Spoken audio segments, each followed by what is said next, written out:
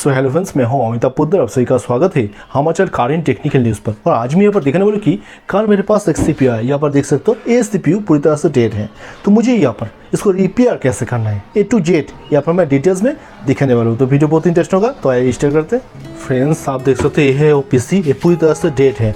तो मैं यहाँ पर इसको पहले ओपन करके इसको पावर देता हूँ। देखो यहाँ पर ओपन हो गया। अभी मैं इसको कनेक्ट करता हूँ, मैं मॉनिटर के साथ इसको कनेक्ट करता हूँ और इसको पावर देता हूँ। देखता हूँ क्या कुछ प्रॉब्लम आ रहा है।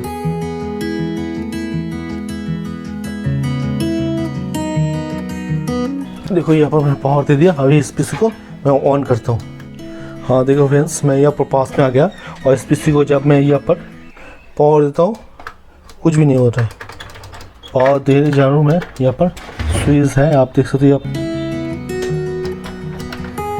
मैं स्विच देता हूँ और कुछ भी नहीं हो रहा है। देखो कोई डिस्प्ले नहीं आ रहा है यहाँ पर।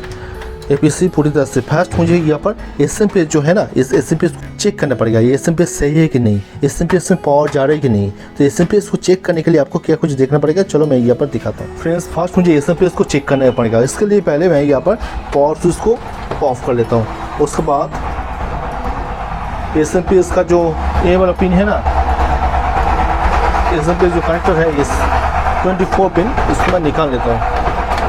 देखो इसको आपको निकालना होगा। इसको निकालने के लिए ए वाले स्विच को आपको थोड़ा सा प्रेस करना होगा और प्रेस करने से ये खींचने से ये बाहर निकल जाएगा। उसके बाद 4 पिन को आप निकाल दो। यहाँ पर देखो 4 पिन होता है, ये 4 पिन है। अच्छी तरह से आप देख सकते हो। ये 4 पिन को मैं निकाल देता हूँ।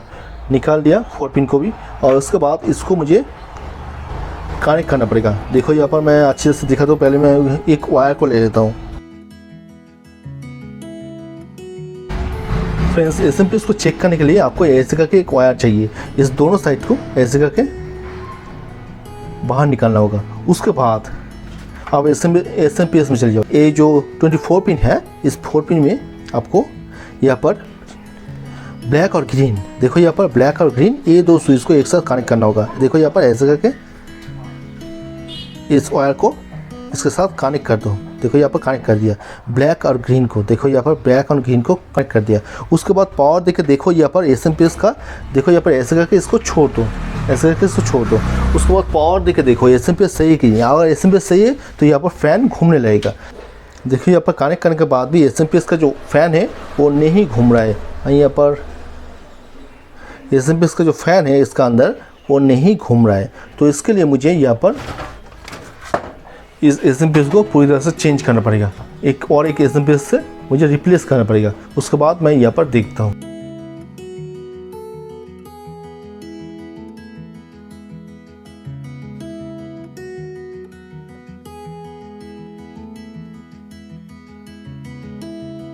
मेरे पास और एक SMP है, इसको मैं यहाँ पर कनेक्ट करके देखता हूँ। पहले मैं इसका कनेक्ट करके इसका 24 पिन और 4 पिन से कनेक्ट करके देखता हूँ कि पावर आता है कि नहीं। ये SMP को मुझे यहाँ पर पहले कनेक्ट करके देखना पड़ेगा। यहाँ पर 24 पिन जो है इसको मैं यहाँ पर कनेक्ट कर दिया, पेश करके ये लग जाएगा। और उसके बाद देखो यहाँ पर जो 4 पिन है, इस 4 पिन को आपको सेटअप करना पड़ेगा। देखिए यहाँ पर मैं 4 पिन को ही सेटअप कर देता हूँ। उसके बाद हो गया। और उसके बाद हार्ड डिस्क से भी मुझे कनेक्ट करना पड़ेगा। और एक देखो यहाँ पर इसको मैं हार्ड डिस्क से कनेक्ट कर देता हूँ। देखो यहाँ पर हो गया कनेक्ट सारा कुछ। उसके बाद मैं यहाँ पर फिर से पावर देके देखता हूँ कि ये ऑन होता है कि नहीं, ये जो फ़ैन है ये घूम रहा है कि नहीं। देखो यहाँ पर मैं इसको साइड कर लेता हूँ क्योंकि फ़ैन को घूमना है तो यहाँ पर थोड़ा सा गैप चाहिए। तो पावर स्विच को मैं यहाँ पर दे देता हूँ। पावर को मैं सेटअप कर लेता हूँ। देखिए यहाँ पर पावर को सेटअप कर लिया इसके साथ। और उसके बाद मैं यहाँ पर इसको ऑन करने जा रहा हूँ फिर से। देखिए यहाँ पर फ़ैन घूम रहा है अच्छी तरह से। देखिए यहाँ पर फ़ैन घूम रहा है मगर इसका डिस्प्ले अभी तक नहीं आया। देखिए यहाँ पर मैं दिखाता हूँ, यहाँ पर इसका डिस्प्ले अभी तक नहीं आया। डिस्प्ले नहीं आया। मैं वीडियो को कनेक्ट करके रखा मगर फ़ैन घूम रहा है मगर फिर भी यहाँ पर डिस्प्ले नहीं आया। देखो यहाँ पर डिस्प्ले नहीं आया।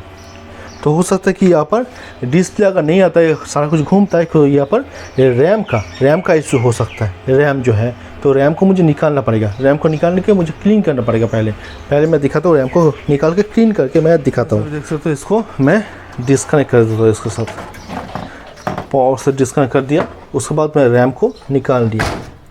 देखो यहाँ पर रैम को, ये है रैम। आप अच्छे से देख सकते हो, ये पीसी का रैम है। तो रैम ख़राब हो सकता है, तो ये यहाँ पर कार्बन जम जाता है रैम में। तो यहाँ पर मुझे क्लीन करने के लिए एक इरेज़र चाहिए। देखो यहाँ पर ये जो रैम है, इसको क्लीन करना पड़ेगा। इसको क्लीन करने के लिए इरेज़र है यहाँ पर। इरेज़र से ऐसे करके क्लीन कर लो,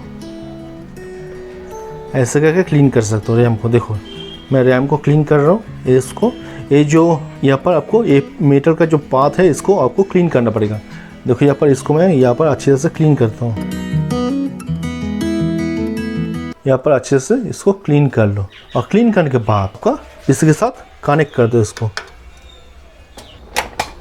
रैम को मैं कनेक्ट कर दिया। देखो यहाँ पर रैम पूरी तरह से कनेक्टेड हो गया। इस पीसी के साथ रैम पूरी तरह से कनेक्ट हो गया।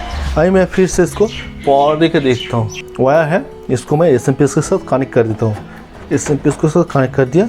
अभी मैं फिर से इसको ऑन करके फ़ैन घूम रहा है। देखो यहाँ पर डिस्प्ले आ गया। देखो यहाँ पर पूरी तरह से डिस्प्ले पूरी तरह से आ गया। अर्सेनिक टू कंटिन्यू, यहाँ पर मैं टेस्ट किया। देखो यहाँ पर डिस्प्ले पूरी तरह से आ गया इस पीसी का। एसएमपीएस इस पीसी का ख़राब था, इसलिए ये पावर नहीं ले रहा था। ये पूरी तरह से डेड था, और उसके बाद डिस्प्ले भी नहीं आ रहा था। तो आप कर सकते हो कि आपको कोई इरेजर से, देखो यहाँ पर इरेजर से आपका रैम को क्लीन कर लो थोड़ा सा। उसके बाद देख सकते हो कि यहाँ पर डिस्प्ले आ गया। देखो यहाँ पर पूरी तरह से डिस्प्ले आ गया। ये हो सकता है कि एसएमपीएस चेंज करने के बाद भी आपका पीसी ऑन नहीं हो रहा है, तो उस टाइम आपको देखना पड़ेगा कि आपका मदरबोर्ड पूरी तरह से ख़राब हो सकता है। सो फ्रेंड्स, आज मैं यहाँ पर दिखाने की कोशिश की कि आप कैसे आपका डेड पीसी को रिपेयर कर सकते हो। इसके लिए पहले आपको देखना पड़ेगा कि एसएमपीएस सही है कि नहीं। तो ज़्यादातर एसएमपीएस ख़राब हो जाने से आपको पीसी पावर नहीं पाता है। तो एसएमपीएस मैंने इस पीसी को रिप्लेस किया। उसके बाद मैंने देखा यहाँ पर फैन घूम रहा था, उसके बाद भी ये डिस्प्ले नहीं आ रहा था। तो मैं यहाँ पर इसका रैम जो है, रैम का तो इरेजर से थोड़ा सा क्लीन कर दिया। उसके बाद मैंने देखा डिस्प्ले पूरी तरह से आ गया। और भी हो सकता है कि आपका एसएमपीएस चेंज करने के बाद भी पावर नहीं आ रहा है, तो उस टाइम आपको मदरबोर्ड में इशू हो सकता है। तो इस केस में मैं यहाँ पर देखा कि एसएमपीएस चेंज करने के बाद यहाँ पर पूरी तरह से पावर आ गया। तो फ्रेंड्स, आज मैं यहाँ पर दिखाने की कोशिश की कि अगर आपको पीसी ऐसे करके पावर नहीं पा रहे, पूरी तरह से डेड हो गया, तो इसको पहले एसएमपीएस को आपको चेक करना पड़ेगा एसएमपीएस सही है कि नहीं। तो कैसे चेक करते हैं, सारा कुछ मैंने यहाँ पर दिखाने की कोशिश किया। तो अगर इस वीडियो को अच्छा लगा तो इस वीडियो को लाइक करना, आप दोस्तों जरूर शेयर करना। अगर आपका कोई भी सवाल इस वीडियो को लेके, तो इस वीडियो के नीचे कमेंट सेक्शन में मुझे जरूर बोल सकते हो। अगर इस चैनल काइंडली न्यूज़ को अभी तक सब्सक्राइब नहीं किया, तो इस तरह का नॉलेज वीडियो पाने के लिए इस चैनल को जरूर सब्सक्राइब करना और बेल आइकन को भी प्रेस कर लेना, क्योंकि मैं नया वाला वीडियो का नोटिफिकेशन आपको पास पहुँच जाएगा। तो आज चलते हैं, मिलते हैं बहुत जल्द नया वाला वीडियो में। तो today's okay, take care, good bye, tata, thank you.